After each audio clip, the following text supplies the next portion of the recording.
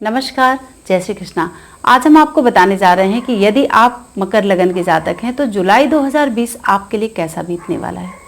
चाहे वह आपके शिक्षा का क्षेत्र हो, चाहे वह आपके व्यवसाय का क्षेत्र हो, चाहे वह आपके पारिवारिक जीवन हो, चाहे वह आपके धन का मामला हो।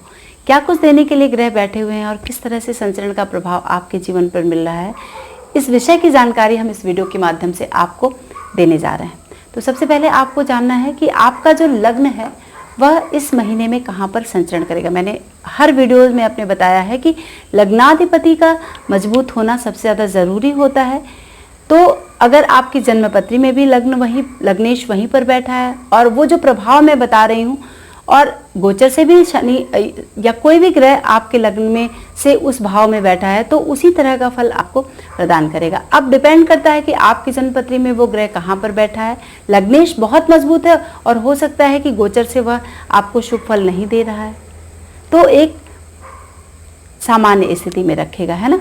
कि जैसे अगर आपके बर्थ चार्ट में सपोज दैट मकर लग्न है अगर आपका और शनि आपके लग्न में ही आपके चार्ट में बैठा है और यहाँ भी लग्न में बैठा है तो आपके लग्न में शुभता प्रदान कर देगा। अब डिपेंड करता है वो अस्त है, वक्री है, इन सब चीज़ों की को हम बाद में देखते हैं, लेकिन सबसे ज़्यादा हम वही प्रभाव देगा। अगर आपके बर्थ चार्ट में वो ग्रह वहीं पर बैठा है और आपके गोचर में भी वहीं पर बैठा है तो एक शुभता लिए हुए आपको आएगा उस महीने में। चलिए अब चलते हैं, कैसे जानेंगे आपका जो लग्न है वह मकर है। ये है आपका प्रथम भाव। प्रथम भाव में यदि शनि 10 नंबर विद्यमान है तो आपका जो लग्न है वह मकर है और मकर लगन का स्वामी जो है वह शनि है। शनि मकर लगन में कोमल शनि का प्रभाव होता है। कुंभ में कठोर होता है और मकर में कोमल होता है। एक शुभता, क्योंकि ये जल तत्व की राशि, जल तत्व यहाँ पर का प्रभाव यहाँ पर लिए हुए होता है। ऐसे लोग लेखक होते हैं। विवाहादि संबंधों में बहुत कम आसक्ति इनकी होती है और बड़े धार्मिक प्रवृत्ति के होते हैं। धर्माचार्य, नीतिवान, नीति शास्त्र को जानने वाले होते हैं जो मकर लगन के जातक होते हैं। अब लग्नेश जो शनि है मकर लगन का, वो कहाँ पर बैठा है इस जुलाई के महीने में? लग्न में ही विद्यमान है शनि और 29 सितंबर को यहाँ से मार्गी होगा, क्योंकि वो वक्री है और लग्नेश लग्न में ही विद्यमान है। द्वितीयेश और लग्नेश लग्न में बैठा हुआ है। अब शनि इस लग्न चार्ट के लिए आपको मैं बता दूं कि बुध और शुक्र बहुत ही शुभ होते हैं। शनि सामान्य होता है, एक ना तो अशुभ फल देता है और न ही बहुत शुभ फल देता है, तो इसको हम सामान्य बोलते हैं। सामान्य स्थिति में इसका प्रभाव रहेगा। लेकिन शुक्र और आपका पंचमेश और आपका भाग्येश, ये दो ग्रह बड़े शुभ होते हैं। और अब देखते हैं कि ये दो जो भाग्येश और पंचमेश कहाँ पर किस तरह की शुभता प्रदान करते हैं। सबसे पहले हम बताते हैं कि लग्नेश लग्नाधिपति और उत्तराषाढ़ा नक्षत्र में है शनि और बृहस्पति, दो बड़े ग्रह एक ही नक्षत्र में और दोनों का और उनका स्वामी सूर्य है। सूर्य इस लग्न के लिए अष्टम भाव का स्वामी है, तो अष्टमेश सूर्य का प्रभाव लिए हुए जरूर से अष्टम भाव का प्रभाव देंगे शनि और बृहस्पति। तो यहाँ पर आपको क्या करना है? सबसे पहले आपको, अगर शनि लग्न में आपके बैठा है तो आपकी कीर्ति को बढ़ाएगा। बड़े बड़े नए काम आप देखेंगे। वैसे भी मकर लगन वाले जातकों पर 7.5 का प्रभाव है, द्वितीय ढैया का प्रभाव है यहाँ पर, तो ये प्रभाव भी आपको यहाँ पर मिल रहा है क्योंकि लग्नेश लग्न में ही बैठता है और जब गोचर से शनि मकर राशि में आता है तो एक उत्पात वाली स्थिति बनाता है। मैंने पहले भी अपने पिछले वीडियोस में आपको बताया है। आत्मविश्वास आपका बहुत ज़्यादा बढ़ चढ़ कर रहेगा क्योंकि शनि वक्री है और लग्न में ही बैठा हुआ है, तो व्यवसाय आप बढ़ाएंगे, कोशिश पूरी करेंगे व्यवसाय को बढ़ाने के लिए। और इसके लिए आपको बहुत सारा प्रवास वाली स्थिति शनि यहाँ पर बना सकता है। इधर उधर दौड़ भाग कराएगा आपको, लोगों से मुफ्त में भी आप लोगों का काम करेंगे। ऐसा बिल्कुल तैयारी आप बना लेंगे कि नहीं, इन कैसे भी हमें बहुत आगे बढ़ना है। विदेश यात्रा हो सकती है, लेकिन फिर भी अभी तो विदेश यात्रा नहीं हो रही है, तो यहाँ पर एक शहर से दूसरी जगह जाने की स्थिति आपको बन सकती है। पति पत्नी में कोई भी उनका स्वास्थ्य आप बिगड़ सकता है। लोगों से बहुत प्यार पूर्वक आप मदद लेंगे और आपको इस महीने में मदद मिलेगी और पूरा उत्तरदायित्व निभाने के लिए आप तैयार रहेंगे, चाहे वह घर का हो, बाहर का हो, व्यवसाय का हो। इन सब चीज़ों में शनि यहाँ पर आपको पॉजिटिव देगा।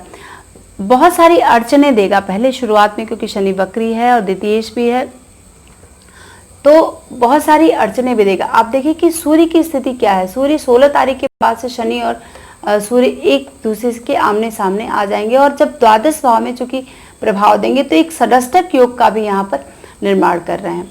आप देखिए कि सूर्य और 16 तारीख के पहले षष्ठक योग यहाँ पर बना रहे हैं, यानी सूर्य से अष्टम भाव में शनि है और शनि से छठे भाव में सूर्य है। राहु भी षष्ठक योग बना रहा है और बुध भी यहाँ पर षष्ठक योग बना रहा है। तो ये जो ग्रहों का जो प्रभाव आपको इस महीने में देखने के लिए मिलेगा, तो बड़ा ही एक आप समझ नहीं पाएंगे कि अरे ये तो शुभ ग्रह था मेरे लिए, लेकिन हमें पीड़ा क्यों प्रदान कर रहा है। अब शनि षष्ठक योग में सूर्य से है तो, और सूर्य के नक्षत्र में है, तो यहाँ पर आपको अपने व्यापार में अपने पिता से या फिर अपने जो नौकरी का, अगर आप नौकरी करते हैं या फिर राजनीति में है, मकर लगन के जातक है, तो इन क्षेत्रों में आपको थोड़ी सी पीड़ा प्रदान कर सकता है, भाग दौड़ करा सकता है। तो ये सारे काम जो हैं आपको के बड़े बड़े काम आपके मन में आएंगे, आपका विचार बनेगा, लेकिन अड़चनों के साथ, विलंब के साथ वह बाद में पूरा होगा। अब तृतीय भाव का स्वामी बृहस्पति और मंगल यहीं पर मीन राशि में विद्यमान है।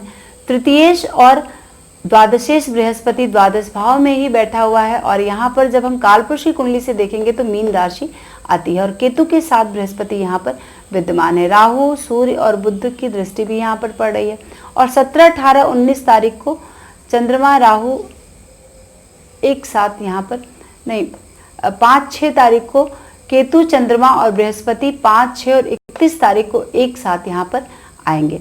तो ग्रहण 5 जुलाई को ग्रहण हो रहा है, चंद्र ग्रहण हो रहा है, जो उपछाया चंद्र ग्रहण है, जिसका प्रभाव भारत में बहुत ही कम पड़ने वाला है लोगों पर, लेकिन फिर भी वह हमारे चीज़ों को डिस्टर्ब कर सकता है। हमें थोड़ी मानसिक स्थिति हमारे व्यय बढ़ा देगा, थोड़ी सी स्थिति हमारी जो बहुत मेंटल लेवल जो है वह कहीं कहीं परेशान हो सकता है, बहुत ही उस पीड़ादायी हो सकता है वो समय। तो यहाँ पर थोड़ा सा 5, 6 और 31 तारीख को संभलें तो आपके लिए बहुत पॉजिटिव देगा, क्योंकि ये षष्ठक योग जो बन रहा है और छठे लग्न से या छठे भाव का बन रहा है, तो आपका जो लग्न है, आपका जो व्यक्तित्व है, वह थोड़ा सा बहुत भाग दौड़ की वजह से परेशान हो सकता है। बहुत बड़े काम अगर आपने कोई शुरू करने की सोचे हैं तो उसमें भी बहुत ज़्यादा उठापटक आपको शनि यहाँ पर करवाएगा। तो अब आपको बृहस्पति देखिए कि द्वादश भाव में है। बृहस्पति जब भी द्वादश भाव में बैठता है और चूंकि स्वराशि में बैठा है तो अपना ही प्रभाव यहाँ पर आपको प्रदान करेगा। ये शुभ है, अपनी मीन राशि वहाँ पर आती है कालपुरुष की कुंडली से। केतु के साथ बैठा है तो व्यवसाय में ये आपको दिक्कत कर सकता है, पैसे की तंगी भी आपको करा सकता है, और मन, मैंने बताया ना कि मन में थोड़ी सी अस्वस्थता नहीं रहती है। चूँकि एकादश भाव पर भी प्रभाव डाल रहा है तो आपको यहाँ पर विवाह से संबंधित जो मामले हैं, अगर आप अपने बच्चे के विषय में सोच रहे हैं या फिर आप अपने विषय में सोच रहे हैं, तो आपको थोड़ा सा यहाँ पर पॉजिटिव बना रहा है। आपके संतान से वियोग वाली स्थिति यहाँ पर बना रहा है, या तो दूरी बन जाए, है ना, या फिर इस तरह की स्थिति आपको यहाँ पर बना रहा है। व्यवसाय, सट्टा, लॉटरी, इन सब में आपको बृहस्पति नुकसान देगा। नौकरी में तरक्की अगर आप चाह रहे हैं तो वो आपको विलंब कराएगा, क्योंकि शनि भी विलंब करा रहा है और बृहस्पति भी यहाँ पर आपको विलंब करा रहा है। चूंकि केतु के साथ बैठा हुआ है तो भी आपको धन की हानि यहाँ पर करा रहा है। तो इस महीने में जो भी मकर लगन के जातक हैं उनको धन के मामले में बहुत ज़्यादा सोच समझ के रहना है, क्योंकि ये हानि आपको हो सकता है कि उठाना पड़ जाए। अब आपके बर्थ चार्ट में वो ग्रह कहाँ पर विद्यमान है, बृहस्पति या फिर शनि या फिर केतु, उसके ऊपर थोड़ा डिपेंड करता है जब हम गोचर से वीडियोज़ को बताते हैं मित्रों। मंगल की स्थिति तृतीय भाव में, मंगल चतुर्थ भाव का स्वामी है और आपके एकादश भाव का स्वामी है, और 45 डेज एक भाव में विद्यमान होता है। तो मीन राशि में यहाँ पर बैठा है। आपके चतुर्थ भाव का स्वामी अपने से द्वादश भाव में बैठा है। तृतीय भाव में मंगल की स्थिति आप भाइयों से थोड़ा सा झगड़ा करा सकता है, क्योंकि शुभ नहीं है इस लग्न चार्ट के लिए। तो मन में थोड़ा दिक्कत, आप परेशान हो सकते हैं। आपका स्वभाव बहुत गर्म दिखेगा, क्योंकि शनि भी लग्न में वक्री होकर बैठा है और मंगल भी वहाँ पर तृतीय भाव में बैठा है। तो लोग आपको संदेह की निगाह से देखेंगे। मंगल का जो 45 डेज यहाँ पर संचरण हो रहा है, नौकरी में भी तबादले के चांसेस यहाँ पर बना रहा है मंगल, लेकिन शनि देव जो हैं विलंब कराएंगे लेकिन आपके काम को पूरा कराएंगे। तो आप शनि का फेवर लें, शनि के मंत्र का जाप करें, शनि को और पॉजिटिव करें, तो आपको जो विलंब करा रहे हैं, जो ये दिक्कत आ रही है ना, संतान के लिए या फिर आपका स्वयं का कोई लाभ है या फिर भाई को अगर कोई कष्ट है, तो उसमें आपको शनि देव जो हैं और बृहस्पति को फेवर में करने की वजह से आप इन चीज़ों से उबर पाएंगे। फिर आप देखिए कि शुक्र की स्थिति क्या, शुक्र शुभ होता है बहुत ही इस लग्न चार्ट के लिए। शुक्र पंचम भाव में स्वराशि में बैठा है, तो पंचमेश का स्वराशि में बैठना ये बड़ी ही अच्छी स्थिति बन रही है। और शुक्र जो 28 मार्च से लेकर 1 अगस्त तक वृष राशि में है और पंचम भाव में बैठा है, तो आप समझ सकते हैं कि पंचमेश पंचम में ही बैठा तो कितनी शुभता आप प्रदान करेगा। और वो आपका दशमेश भी है, राजयोग कारक होता है शुक्र मकर लगन वाले जातकों के लिए। और अगर पंचम में बैठा है तो आपका जो अगर आप कुंवारे हैं तो आपका किसी से अफेयर हो सकता है और लव रोमांस इन सब चीज़ों में आप इन्वॉल्व हो सकते हैं। बड़ा ही मन आपका लगेगा और बड़ी उत्साहपूर्वक स्थिति आपकी बहुत ही शुभताई है। मास बहुत ही उत्तम स्थिति में लेकर आपको जाएगा, बीच बीच में विलंब कराएगा, अड़चने देगा, लेकिन फिर भी शुक्र इतना पॉजिटिव है पूरे महीने में कि आपको अंततः गत्वा बहुत ही अच्छी स्थिति में लेकर जाएगा। आप अपने मित्रों से मदद ले सकते हैं इस महीने में, बहुत ही लाभ आपको शुक्र यहाँ पर दिलाने वाला है, सब प्रकार के सुख आपको प्रदान करेगा। पर स्त्री गमन करा सकता है, इनके संपर्क आपके संपर्क उनसे बन सकते हैं और जिसकी वजह से आपका मन बड़ा ही प्रसन्न रहेगा। जो भी विद्यार्थी हैं बहुत ज़्यादा इन सब चीज़ों में इन्वॉल्व ना हो क्योंकि पढ़ाई उनकी डिस्टर्ब हो सकती है ना। और पत्नी से थोड़ी सी अनबन हो सकती है, पत्नी और पुत्र को लेकर उनके स्वास्थ्य पर थोड़ा सा ध्यान दे दें। बाकी चीज़ों में शुक्र इतना पॉजिटिव है इस लग्न चार्ट के लिए और इतनी शुभता लेकर बैठा है कि काफ़ी एंजॉय करने वाले हैं आप इस महीने में। अब षष्ठ भाव का स्वामी बुध है, बुध यहीं पर बैठा है और 11 तारीख तक 11 जुलाई तक वह अस्त रहने वाला है और वक्री भी है, राहु सूर्य के साथ विद्वान। लेकिन फिर भी आप देखिए कि बृहस्पति की दृष्टि यहाँ पर पड़ रही है, तृतीय और द्वादश भाव का स्वामी है, यहाँ पर दृष्टि डाल रहा है। तो बृहस्पति वैसे भी शुभ नहीं होता, लेकिन फिर भी बृहस्पति की दृष्टि षष्ठ भाव पर काफ़ी ये शुभ प्रभाव दे रहा है। तो यहाँ पर आपको बृहस्पति की वजह से थोड़ा सा बैलेंस बना रहा है राहु, बुध और सूर्य। लेकिन बुध की स्थिति क्या होगी जब वो षष्ठ भाव में आपको प्रभावित कर रहा है, तो आपको थोड़ा सा मन और अपने बुद्धि को स्थिर रखना होगा क्योंकि ये आपका भाग्येश है। भाग्येश इस महीने में छठे भाव में आ गया है, तो वो पॉजिटिव, चूंकि अब छठे भाव का ही स्वामी है तो यहाँ पर शुभता देगा, लेकिन वो 11 तारीख के बाद से थोड़ा सा आपका काम जो है वो एक लाइन पर आएगा। लेकिन 11 तारीख तक आपको सावधानी यहाँ पर बरतनी होगी। परिस्थितियों में थोड़ी सी हलचल यहाँ पर बुध कराएगा, लेकिन सभी कार्य बहुत शांतिपूर्वक करा देगा बुध की पॉजिटिव स्थिति है। और बुध सूर्य भी देख रहा है तो शुभ भी है और अपनी शुभ या अशुभ हो, लेकिन बुद्धि में थोड़ी सी हलचल ये यहाँ पर प्रदान ही करेगा बुध।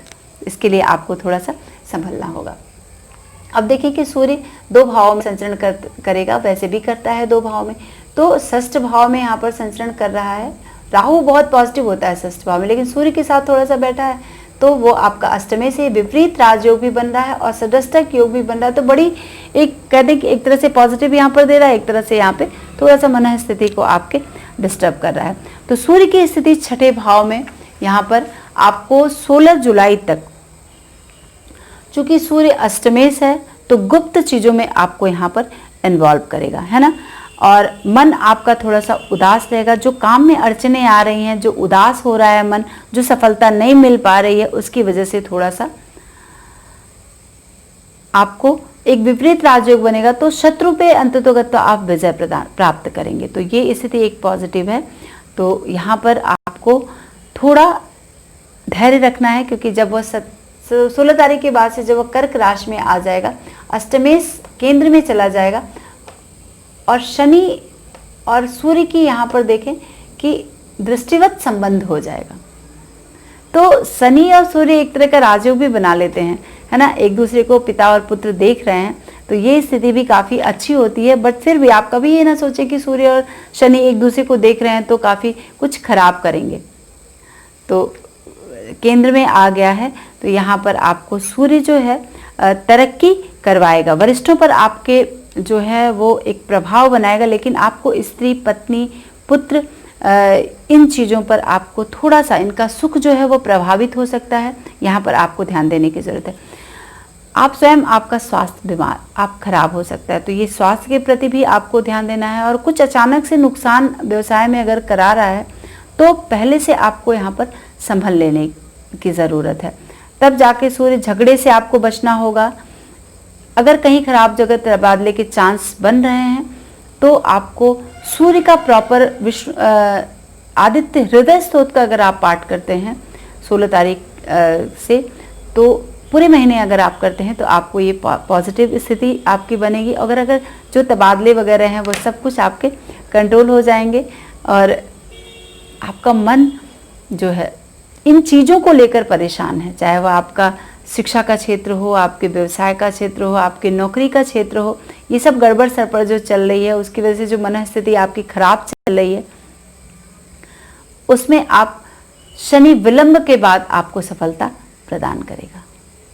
और बृहस्पति भी ग्रिप बना रहा है, देख रहा है, ध्यान दृष्टि डाल रहा है, पूर्ण दृष्टि, तो बिगड़ते बिगड़ते पूरे काम बनने के चांस हैं। और बस आपको पर स्त्री गमन से बचना होगा, अपनी चीज़ों को संभाल के रखना होगा। और शुक्र तो बैठा ही हुआ है पूरे महीने, आपको इस पूरे महीने को उत्तम ले जाने की तरफ बहुत पॉजिटिव है शुक्र, तो आपका पंचमेश शुभता की तरफ आपको ले जाएगा। बस धैर्य बनाए रखें और पूरा महीना बहुत सोच समझकर गुजारें। तो ये जुलाई का महीना आपके लिए काफ़ी अच्छा होने वाला है ना। कितनी भी खराब परिस्थितियां आए मित्रों, लेकिन हम और हमारे जीवन में अगर धैर्य की कमी है तो कुछ बातें बिगड़ सकती हैं, लेकिन अगर आपके पास धैर्य है तो बहुत सारी चीज़ें आप पॉजिटिव की तरफ ले जा सकते हैं। अगर आपको हमारा विषय पसंद आता है तो अपने दोस्तों में साझा जरूर करें। और प्लीज़ दोस्तों, अगर आपको मेरी बातें सही लगती हैं तो कमेंट के माध्यम से मुझे बताएं, जिससे मुझे और ज़्यादा इम्प्रूव करने के लिए प्रेरणा मिल सके।